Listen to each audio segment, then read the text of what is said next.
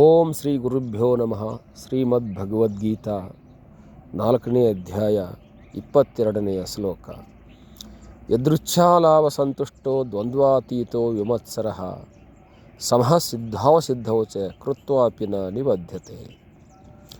The karmayoga who is contented with whatever is got unsought is free from jealously and has transcended all pairs of opposite like joy and grief, and is balanced in success and failure, is not bound by his action.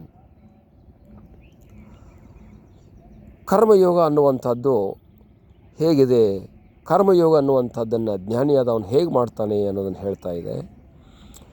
ಜ್ಞಾನಿಯಾಗಿರ್ತಕ್ಕಂಥವನು ಸಮಃ ಸಿದ್ಧ ಅಸಿದ್ಧವು ಸಿದ್ಧಾವಸಿದ್ಧವು ಚ ಸಮಃ ಅಂತ ಹೇಳಲಾಗಿದೆ. ಸಮ ಅಂತಂದರೆ ಸಮಾನವಾಗಿರ್ತಕ್ಕಂಥ ಬುದ್ಧಿಯನ್ನು ಉಳ್ಳವನು. ಸಿದ್ಧಿಯಾಗಲಿ ಅಥವಾ ಅಸಿದ್ಧಿಯಾಗಲಿ, success ಆಗಲಿ ಅಥವಾ ಫೇಲ್ ಆಗಲಿ, ಯಶಸ್ವಿ ಆಗಲಿ ಅಥವಾ ಸೋಲಾಗಲಿ, ಆತನು ಅದರಲ್ಲಿ ಸಮಾನ ಮನಸ್ಸನ್ನು ಉಳ್ಳವನಾಗಿರುತ್ತಾನೆ. ಲಾಭವಾಗಲಿ ನಷ್ಟವಾಗಲಿ ಸಮಾನವುಳ್ಳವನಾಗಿರುತ್ತಾನೆ. ಲಾಭವಾದರೂ ಕೂಡ ಆತನು ಖುಷಿ ಪಡುವುದಿಲ್ಲ, ನಷ್ಟವಾದರೂ ಕೂಡ ಆತನು ದುಃಖ ಪಡೋದಿಲ್ಲ, ಸೋಲಾದರೂ ಕೂಡ ಆತನು ದುಃಖ ಪಡೋದಿಲ್ಲ, ಗೆಲುವಾದರೂ ಕೂಡ ಆತನು ಸುಖ ಪಡುವುದಿಲ್ಲ. ಇದು ಜ್ಞಾನವನ್ನು ಹೊಂದಿ ಕರ್ಮವನ್ನು ಮಾಡತಕ್ಕಂಥ ಕರ್ಮಯೋಗಿಯ ಕರ್ತವ್ಯವಾಗಿದೆ ಅಂತ. ಆದರೆ ನನಗೆ ಸೋಲಾಯಿತು ಅನ್ನುವಂಥ ದುಃಖದಿಂದ ಅಥವಾ ಸೋಲಾಗುತ್ತದೆ ಅನ್ನುವಂಥ ಭಯದಿಂದ ಆತನು ತನ್ನ ಕರ್ಮ ಕ್ರಿಯೆಗಳನ್ನು ಮಾಡುವುದನ್ನು ನಿಲ್ಲಿಸೋದಿಲ್ಲ. ಹಾಗಾಗಿ ಕರ್ಮ ಅನ್ನುವಂಥದ್ದು ನಿತ್ಯ ನಿರಂತರವಾಗಿ ನಡೆಯುವಂಥದ್ದಾಗಿರುತ್ತದೆ. ಕರ್ಮವನ್ನು ಬಿಡುವುದಕ್ಕೆ ಯಾರಿಗೂ ಸಾಧ್ಯ ಇಲ್ಲ ಅನ್ನೋದನ್ನು ತೋರಿಸ್ತಾ ಇದೆ. ಮತ್ತು ಕರ್ಮವನ್ನು ಲಾಭಕ್ಕೋಸ್ಕರವಾಗಿಯೇ ಮಾಡಬೇಕು ಅನ್ನುವಂಥದ್ದು ಇಲ್ಲ, ಲೋಕಭೋಗಕ್ಕೋಸ್ಕರವಾಗಿಯೇ ಕರ್ಮವನ್ನು ಮಾಡಬೇಕು ಅನ್ನುವಂಥದ್ದಿಲ್ಲ, ಮತ್ತು ಕರ್ಮವನ್ನು ಸಂಪಾದನೆ ಮಾಡೋದಕ್ಕೋಸ್ಕರವಾಗಿ ಮಾಡಬೇಕು ಅನ್ನುವಂಥದ್ದಿಲ್ಲ. ಕರ್ಮವನ್ನು ಮಾಡುವಂಥದ್ದು ಧರ್ಮ ರೂಪದಿಂದ ಮಾಡಬೇಕು ಅನ್ನುವಂಥ ತಾತ್ಪರ್ಯ. ಕರ್ಮ ಮಾಡುವುದು ನಿನ್ನ ಕೆಲಸ ಆಗಿರಬೇಕಲ್ಲದಲ್ಲೇ ಅದರ ಸುಖವನ್ನಾಗಲಿ ಅದರ ಸಂತೋಷವನ್ನಾಗಲಿ ಪಡೆಯುವುದಕ್ಕಾಗಿ ನಿನ್ನ ಕರ್ಮ ಇರಬಾರದು. ಲಾಭ ನಷ್ಟಕ್ಕೋಸ್ಕರವಾಗಿ ಕರ್ಮವನ್ನು ಮಾಡುವಂಥದ್ದು ಇಲ್ಲ. ಕರ್ಮವನ್ನು ಧರ್ಮದ ದೃಷ್ಟಿಯಿಂದ, ಧರ್ಮದ ವೃದ್ಧಿಯಿಂದ, ಧರ್ಮದ ಅಭಿವೃದ್ಧಿಗೋಸ್ಕರವಾಗಿ ಮಾಡುವಂಥದ್ದು ಧರ್ಮವಾಗಿದೆ. ಕರ್ಮ ಅನ್ನುವಂಥದ್ದು ಯಾವಾಗಲೂ ಕೂಡ ನಿತ್ಯ ನಿರಂತರ ಹರಿಯುವ ನೀರಿನಂತೆ ಇರುವಂಥದ್ದಾಗಿದೆ. ಕರ್ಮ ಅನ್ನುವಂಥದ್ದು ಯಾವಾಗಲೂ ಕೂಡ ಮನುಷ್ಯನಿಗೆ ಸುಖ ಸೌಖ್ಯಗಳನ್ನು ಕೊಡುವಂಥದ್ದಾಗಿದೆ. ಕರ್ಮವು ಯಾವಾಗಲೂ ಕೂಡ ಮನುಷ್ಯನ ಲಾಭಕ್ಕೋಸ್ಕರವಾಗಿ ಬಂದಿರುವಂಥದ್ದಲ್ಲ. ಕರ್ಮ ಅನ್ನುವಂಥದ್ದು ಮನುಷ್ಯನಿಗೆ ಯಾವ ರೀತಿಯಿಂದಲೂ ಕೂಡ ನಷ್ಟವನ್ನು ಮಾಡುವಂಥದ್ದಲ್ಲ. ಕರ್ಮ ಅನ್ನುವಂಥದ್ದು ಧರ್ಮ, ಕರ್ಮ ಅನ್ನುವಂಥದ್ದು ಯೋಗ, ಕರ್ಮ ಅನ್ನುವಂಥದ್ದು ಜ್ಞಾನ, ಕರ್ಮ ಅನ್ನುವಂಥದ್ದೇ ಮೋಕ್ಷವಾಗಿ ಪರಿವರ್ತಿಸುವಂಥದ್ದಾಗಿದೆ. ಹಾಗಾಗಿ ಕರ್ಮ ಅನ್ನುವಂಥದ್ದನ್ನು ಯಾವುದೊಂದು ಲಾಭಕ್ಕಾಗಿ ಆಗಲಿ ನಷ್ಟಕ್ಕಾಗಿ ಆಗಲಿ ಮಾಡುವಂಥದ್ದಲ್ಲ. ಕರ್ಮ ಅನ್ನುವಂಥದ್ದನ್ನು ಮದ ಮೋಹ ಮತ್ಸರಗಳಿಂದ ಮಾಡುವಂಥದ್ದಲ್ಲ.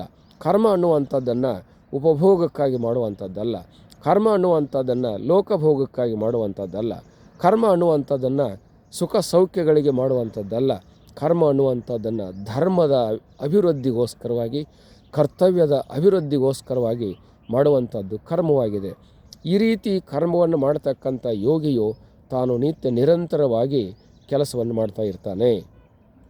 ನಾವು ಭೂಮಿ ಹುಟ್ಟಿದಾಗಿನಿಂದ ನೋಡ್ತಾ ಇದ್ದೇವೆ, ಸೂರ್ಯ ಚಂದ್ರರು ಮೊದಲಾಗಿರತಕ್ಕಂಥ ಪಂಚಭೂತಗಳು ಮೊದಲಾಗಿರತಕ್ಕಂಥವುಗಳು ನಿತ್ಯ ನಿರಂತರವಾಗಿ ಗಾಳಿ ಬೀಸುತ್ತಿದೆ, ನೀರು ಹರಿಯುತ್ತಿದೆ, ಸೂರ್ಯ ಉದಯವಾಗುತ್ತಿದ್ದಾನೆ, ಚಂದ್ರ ಉದಯವಾಗುತ್ತಿದ್ದಾನೆ, ಅಸ್ತಂಗತವಾಗುತ್ತಿದ್ದಾರೆ. ಇವೆಲ್ಲವೂ ಕೂಡ ಸಹಜವಾಗಿ ನಡೆಯತಕ್ಕಂಥ ಕರ್ಮಗಳಾಗಿವೆ. ಅವುಗಳಿಗೆ ಎಷ್ಟು ಕರ್ಮವಾಯಿತು, ಎಷ್ಟು ಲಾಭವಾಯಿತು, ಎಷ್ಟು ನಷ್ಟವಾಯಿತು ಅನ್ನುವಂಥದ್ದು ಯಾವಾಗ ಯೋಚನೆಗೆ ಬಂದಿಲ್ಲ. ಸೂರ್ಯ ಮುಳುಗಿದಾಗ ಲಾಭವಾಯಿತು ಅನ್ನುವಂಥದ್ದಿಲ್ಲ, ಸೂರ್ಯ ಅಸ್ತಂಗತನಾದಾಗ ನಷ್ಟವಾಯಿತು ಅನ್ನುವಂಥದ್ದಿಲ್ಲ. ಹೇಗೆ ಮನುಷ್ಯರಿಗೆ ಇವುಗಳ ಸಂಬಂಧ ಅನ್ನುವಂಥದ್ದು, ಇವುಗಳ ನಷ್ಟ ಅನ್ನುವಂಥದ್ದು ಹೇಗೆ ಇಲ್ಲವೋ ಹಾಗೆ ಕರ್ಮ ಮಾಡುವಂಥದ್ದರಿಂದ ಲಾಭ ಅನ್ನುವಂಥದ್ದು ಕೇಳಬೇಕಿಲ್ಲ, ಮತ್ತು ಕರ್ಮ ಅನ್ನುವಂಥದ್ರಿಂದ ನಷ್ಟ ಅನ್ನುವಂಥದ್ದನ್ನು ಕೂಡ ಕೇಳಬೇಕಾಗಿರುವಂಥದ್ದಿಲ್ಲ. ಹೇಗೆ ಉದಯಾಸ್ತಂಗಳು ಹೇಗೆ ಸಮಾನವಾಗಿ ಮನುಷ್ಯರಿಗೆ ಸುಖದಾಯಕಗಳು ಆಗಿವೆಯೋ, ಕರ್ಮ ಅನ್ನೋದರಿಂದ ಲಾಭವಾಗಲಿ ನಷ್ಟವಾಗಲಿ ಸೋಲಾಗಲಿ ಗೆಲುವಾಗಲಿ ಸುಖವನ್ನೇ ಕೊಡುವಂಥದ್ದಾಗಿದೆ ಅನ್ನುವಂಥ ಅಭಿಪ್ರಾಯವನ್ನು ಭಗವಂತನು ಇಲ್ಲಿ ಹೇಳುತ್ತಿದ್ದಾನೆ. ಮುಂದಿನ ವಿಚಾರ ಮುಂದಿನ ಶ್ಲೋಕಗಳಲ್ಲಿ ತಿಳಿಯೋಣ ಅಂಥೇಳಿ ವಿರಮಿಸುತ್ತೇನೆ. ಹರಿ ಓಂ ತತ್ಸತ್.